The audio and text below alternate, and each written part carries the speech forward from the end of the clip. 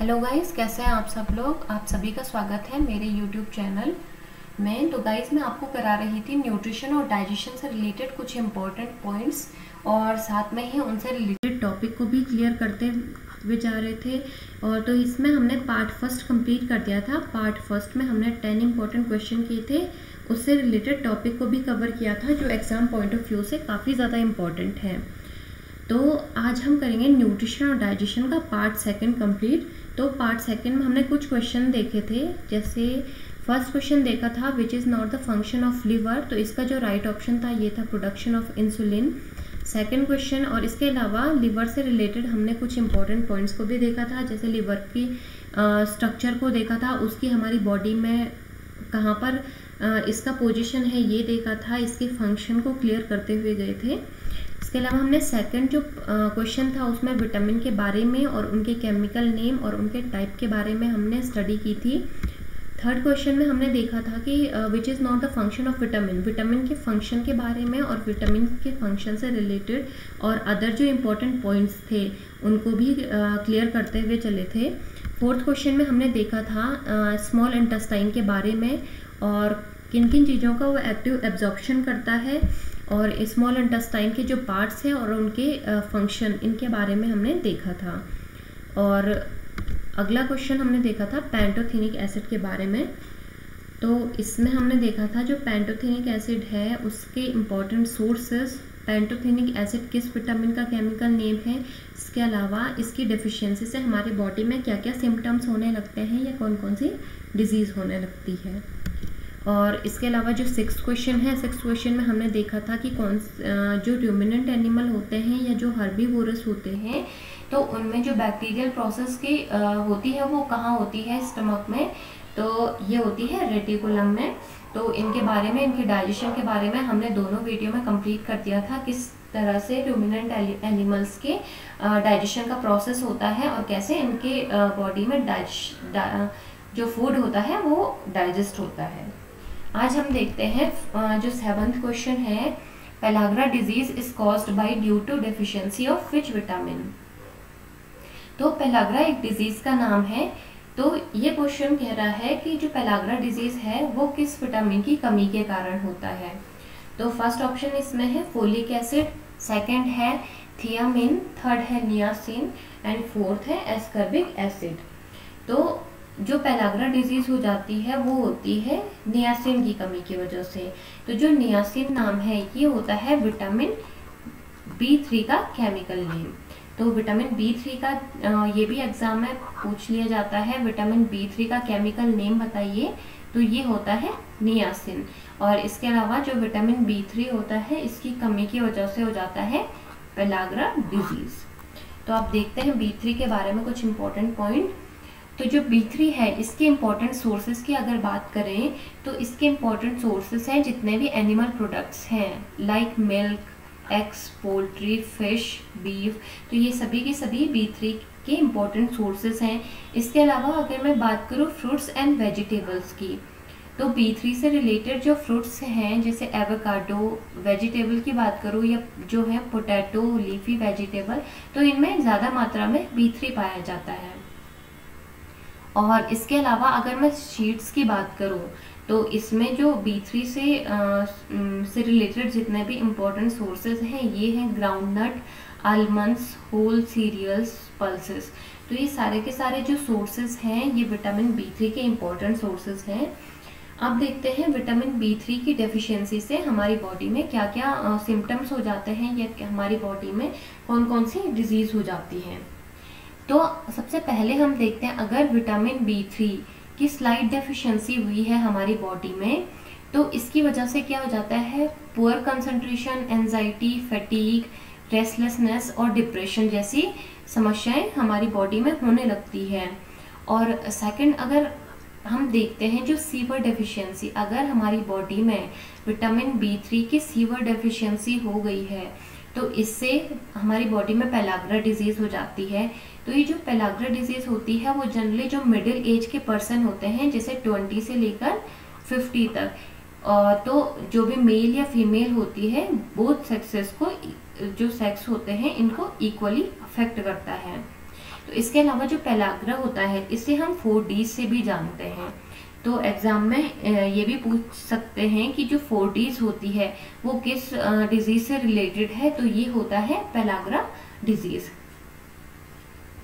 तो 4D का मतलब होता है ये 4 टाइप की डिजीज से रिलेटेड होता है। जैसे जो फर्स्ट देखें तो फर्स्ट होता है डर्मेटाइटिस।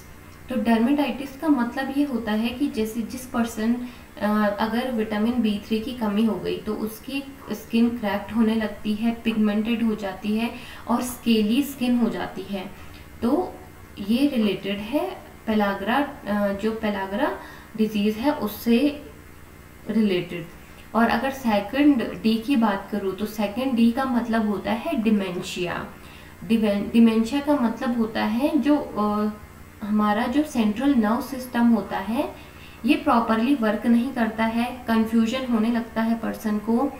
और अगर थर्ड की बात करूँ, थर्ड D की बात करूँ तो ये होता है डायरिया या जो अदर डाइजेस्टिव डिस्टर्बेंसेस हो जाते हैं हमारी बॉडी में, तो उससे रिलेटेड है। और अगर 4D की बात करूँ तो 4D का मतलब होता है डेथ। इट मीन्स अगर हमारी बॉडी में ज़्यादा डेफिशिएंसी हो जाए अगर B3 की, तो सीवर डेफिशिएंसी में इसकी पर्सन की डेथ भी हो सकती है। तो इस क्वेश्चन से रिलेटेड जितने भी इम्पोर्टेंट पॉइंट्स थे और फैक्ट्स थे जो एग्ज़ाम पॉइंट ऑफ व्यू से काफ़ी ज़्यादा इम्पोर्टेंट है वो क्लियर हो गए होंगे आपको। तो इसमें क्वेश्चन देखते हैं, जैसे पेलाग्रा डिजीज़ किससे होती है ये एग्ज़ाम में पूछता है, या फिर B3 का केमिकल नेम क्या है, B3 के इम्पोर्टेंट सोर्सेज क्या हैं और इसकी डेफिशिएंसी से हमारी बॉडी में क्या क्या सिम्टम्स हो जाते हैं या कौन कौन सी डिजीज़ हो जाती है। तो नेक्स्ट क्वेश्चन की ओर चलते हैं। नेक्स्ट क्वेश्चन है, जिस व्यक्ति के मसूड़ों में रुधिर का स्राव होने लगता है, तो मतलब ब्लड सिक्रीशन होने लगता है व्यक्ति के मसूड़ों में, तो उसे भोजन के साथ लेना चाहिए। तो उसे कौन से फूड को लेना चाहिए, कौन से न्यूट्रिएंट्स को लेना चाहिए, तो जिस व्यक्ति को मसूड़ों से ब्लड सिक्रीट होने लग रहा है। तो फर्स्ट ऑप्शन है विटामिन B, सेकंड है प्रोटीन, थर्ड है सिट्रस फ्रूट्स एंड फोर्थ है कैरोटीन। तो जिन व्यक्तियों के मसूड़ों से खून आने लगता है तो उन्हें अपने भोजन के साथ लेना चाहिए सिट्रस फ्रूट्स को।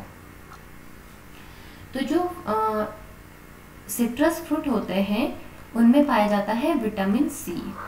तो जो विटामिन C होता है, अगर विटामिन C की कमी हो जाती है बॉडी में तो उससे होने लगता है स्कर्वी डिजीज।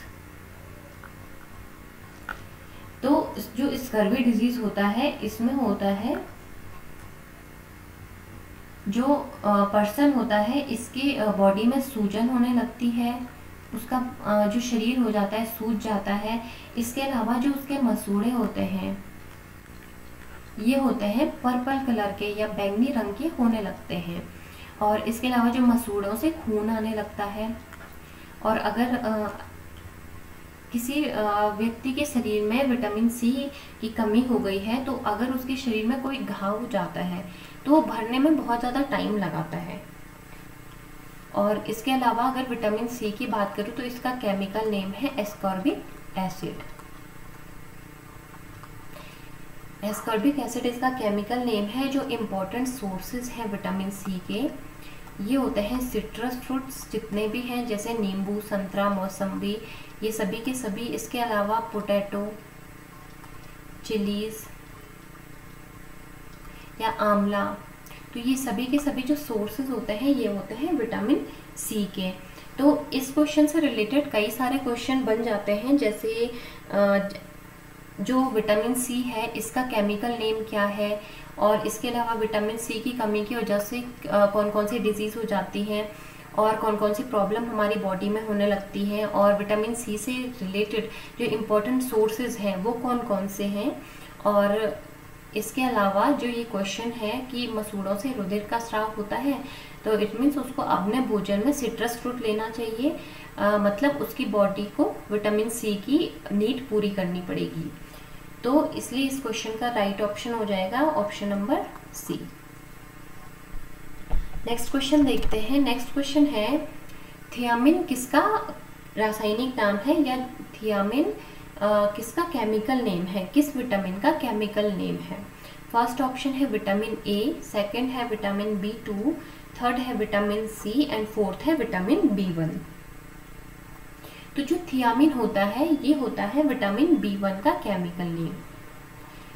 तो ये जो विटामिन से रिलेटेड क्वेश्चन है, इसमें जो क्वेश्चन है ये 2-3 टाइप से क्वेश्चन पूछते हैं विटामिन से। जैसे विटामिन जो होता है इनके ये कौन कौन से टाइप के होते हैं, फैट सॉल्युबल विटामिन कौन से हैं, या फिर वाटर सॉल्युबल विटामिन कौन से हैं। इसके अलावा विटामिन के बारे में जो उनकी इम्पोर्टेंट सोर्सेज हैं, या फिर उनकी डेफिशिएंसी से जो भी डिजीज होती है, और उनका केमिकल नेम कौन कौन सा है। तो ये सभी इम्पोर्टेंट क्वेश्चन विटामिन से रिलेटेड एग्जाम में पूछे जाते हैं। तो जो इस क्वेश्चन का राइट ऑप्शन हो जाएगा वो हो जाएगा option number D, vitamin B1। अब देखते हैं विटामिन B1 से रिलेटेड इम्पोर्टेंट सोर्सेज। तो इससे रिलेटेड जो इम्पोर्टेंट सोर्सेज हैं ये हैं जैसे ब्रेड, सीरियल्स, मीट, जो भी मिल्क के प्रोडक्ट्स हैं, flax seed, potato, cauliflower family की जितने भी वेजिटेबल्स हैं या एग, तो इन सभी में विटामिन B1 भरपूर मात्रा में पाया जाता है। और अगर मैं बात करूँ, अगर किसी पर्सन में विटामिन B1 की डेफिशिएंसी हो जाती है तो उसकी बॉडी में क्या क्या सिम्टम्स होने लगते हैं, या उसकी बॉडी में कौन कौन सी डिजीज होने लगती है। तो जैसे अगर विटामिन B1 की कमी हो रही है तो उस पर्सन को भूख नहीं लगती है, लॉस ऑफ एपेटाइट हो जाता है। इसके अलावा फटीग और इनडाइजेशन और कॉन्स्टिपेशन की प्रॉब्लम हो जाती है, और मसल प्रॉब्लम होने लगती है। इसके अलावा जो इम्प्रॉपर नर्व फंक्शन, जो नर्व फंक्शन है वो प्रॉपरली वर्क नहीं कर पाता है। और सबसे इम्पोर्टेंट है, इसकी कमी से, विटामिन B1 की कमी से बेरी डिजीज हो जाता है।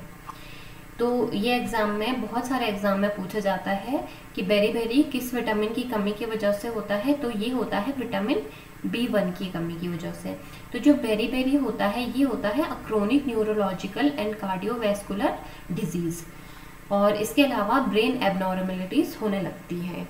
तो इस क्वेश्चन से रिलेटेड जितने भी इम्पोर्टेंट पॉइंट्स थे वो क्लियर हो गए होंगे आप लोगों को।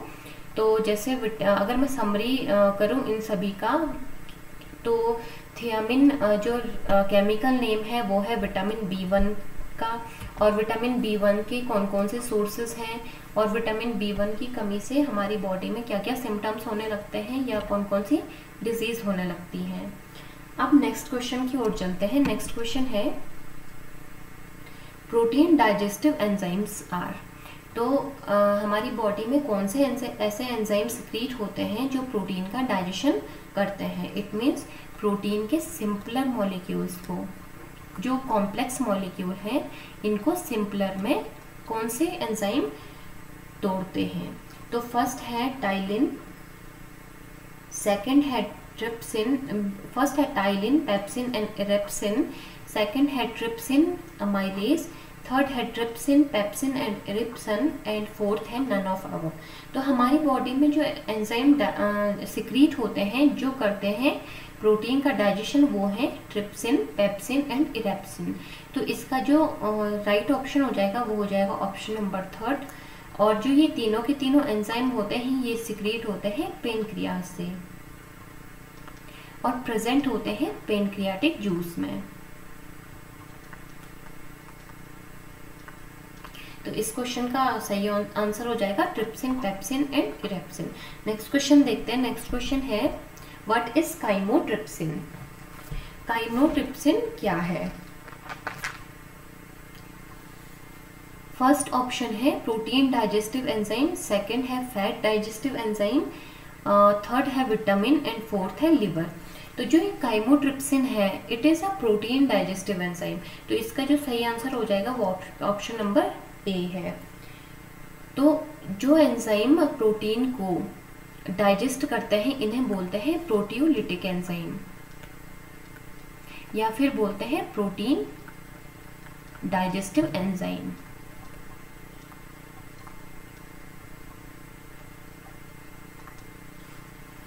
तो ये जो प्रोटीन डाइजेस्टिव एंजाइम है ये होते हैं दो टाइप के।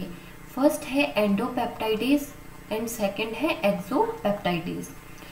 तो जो फर्स्ट टाइप का है एंडोपेप्टाइडेज एंजाइम, ये क्या करता है, जो पॉलीपेप्टाइड चेन होती है प्रोटीन की, इसके बीच के बॉन्ड को तोड़ता है। जो प्रोटीन चेन होती है इसके बीच के बॉन्ड को ब्रेक करता है, जिससे ये दो स्मॉलर पेप्टाइड्स में कन्वर्ट हो जाता है। तो इसका फंक्शन यही है, ये प्रोटीन की पॉलीपेप्टाइड चेन को बीच में से तोड़ता है। तो आप ये नाम से देख सकते हो एंडो, इट मीन्स ये अंदर की ओर तोड़ता है बॉन्ड को। सेकंड देखते हैं, सेकंड है एक्सोपेप्टाइडेज। तो आपको नाम से क्लियर हो रहा है, एक्सो का मतलब है बाहर। तो इसका जो फंक्शन होता है, ये क्या करता है, प्रोटीन की पॉलीपेप्टाइड चेन को सिरों से तोड़ता है। तो सिरे पर जो भी ग्रुप्स होते हैं उनके बॉन्ड्स को ब्रेक करता है। अब जो एंडोपेप्टाइडेज होता है, ये होता है, इसके अंडर आते हैं ट्रिप्सिन, पेप्सिन एंड काइमोट्रिप्सिन।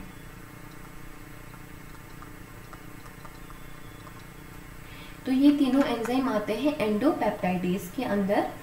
तो जो पेप्सिन एंजाइम है, it is a protein digestive enzyme. तो ये जो पेप्सिन है, ये प्रोटीन को कन्वर्ट कर देता है प्रोटियोसिस में प्लस पेप्टोन्स में। तो ये प्रोटीन को कन्वर्ट करता है प्रोटियोसिस और पेप्टोन्स में। अगर मैं बात करूँ ट्रिप्सिन और काइमोट्रिप्सिन की, तो ये प्रोटीन को कन्वर्ट करता है पेप्टोन्स और स्मॉलर पॉलीपेप्टाइड में। तो इनका फंक्शन प्रोटीन पर होता है और प्रोटीन का डाइजेशन का ये काम करते हैं। और ये तीनों जो एंजाइम है, ये आते हैं एंडोपेप्टाइडेज के अंदर। तो ये तीनों के तीनों जो एंजाइम है, ये सिक्रीट होते हैं इन पेनक्रियास। अब अगला देखते हैं, जो एक्सोपेप्टाइडेज होता है, ये भी 2 टाइप्स का होता है। फर्स्ट होता है एमिनोपेप्टाइडेज और सेकंड होता है कार्बोक्सीपेप्टाइडेज। तो ये जो अमीनोपेप्टाइडेज एंजाइम है, ये जो प्रोटीन की पॉलीपेप्टाइड चेन होती है, इसके NH2 सिरे पर क्रिया करता है। तो ये NH2 जो NH2 जिस बॉन्ड से जुड़ा होता है वहां से इसे ब्रेक करता है और एक पेप्टाइड चेन बना देता है, दूसरी स्मॉलर पेप्टाइड चेन। इसके अलावा कार्बोक्सीपेप्टाइडेज है। कार्बोक्सीपेप्टाइडेज जो प्रोटीन की पॉलीपेप्टाइड चेन होती है, इसमें जो कार्बोक्सिल ग्रुप होता है, इस पर प्रोसेस करता है और इसके बॉन्ड को ब्रेक कर देता है और अमीनो एसिड को अलग कर देता है। तो ये इसका फंक्शन हो गया। अगर मैं समरी करूँ इन सभी की, तो जो प्रोटीन डाइजेस्टिव एंजाइम है वो 2 टाइप के होते हैं। फर्स्ट टाइप का है एंडोपेप्टाइडेज एंड सेकंड है एक्सोपेप्टाइडेज। जो एंडोपेप्टाइडेज होता है, ये जो प्रोटीन की पॉलीपेप्टाइड चेन होती है, इसके बीच के बॉन्ड को ब्रेक करता है और तो ये स्मॉलर पेप्टाइड्स की चेन को अलग कर देता है। तो इस एंडोपेप्टाइडेज के अंदर आते हैं ट्रिप्सिन, पेप्सिन एंड काइमोट्रिप्सिन और तीनों के तीनों पेनक्रियाटिक जूस में प्रेजेंट रहते हैं। अगर दूसरे एंजाइम की बात करूं तो ये होता है एक्सोपेप्टाइडेज। तो ये भी 2 टाइप का होता है, एक होता है एमिनोपेप्टाइडेज और दूसरा होता है कार्बोक्सीपेप्टाइडेज। तो एमिनोपेप्टाइडेज जो एंजाइम है, ये प्रोटीन की पॉलीपेप्टाइड चेन के अमीनो ग्रुप वाले पार्ट को ब्रेक करता है और अमीनो एसिड में कन्वर्ट कर देता है। और जो दूसरा है कार्बोक्सीपेप्टाइडेज, तो ये क्या करता है, कार्बोक्सिल वाले सिरे पर क्रिया करता है और अमीनो एसिड को में कन्वर्ट कर देता है प्रोटीन को। तो ये हो जाता है प्रोटीन से रिलेटेड जितने भी हमारे बॉडी में एंजाइम है और उनका फंक्शन क्या है, तो ये कंप्लीट हो जाता है यहाँ पे। तो अब अगला क्वेश्चन देखते हैं। अगला क्वेश्चन है, which vitamin are destroyed by heating. कौन सा ऐसा विटामिन है जो अगर हम उसको हीट करें तो वो क्या हो जाता है, नष्ट हो जाता है।